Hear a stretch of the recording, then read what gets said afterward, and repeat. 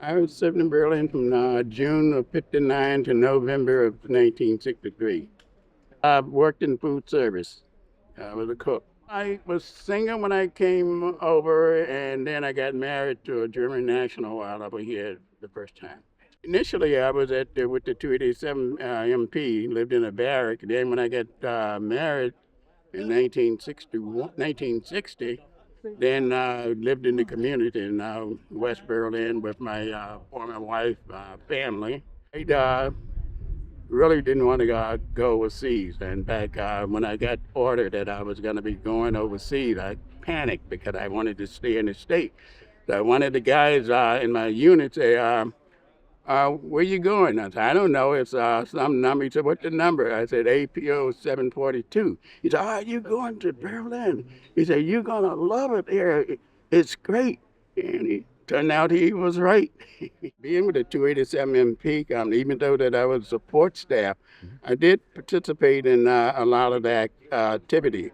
In fact, I even served on the detail when President Kennedy came to visit, and I was on that detail, and I got to see the president.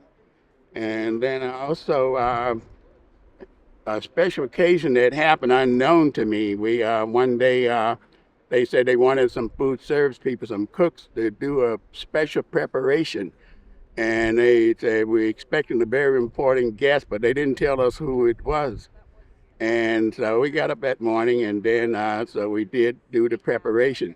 And I didn't find out until much later that the reason that we had to do this special preparation because there was an exchange of spy between Francis Gary Power and Colonel Abel, the Soviet person.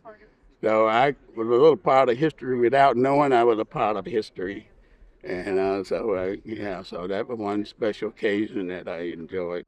Yes, indeed, because I'm surprised that this is my first reunion period. I've never been on a Berlin reunion before.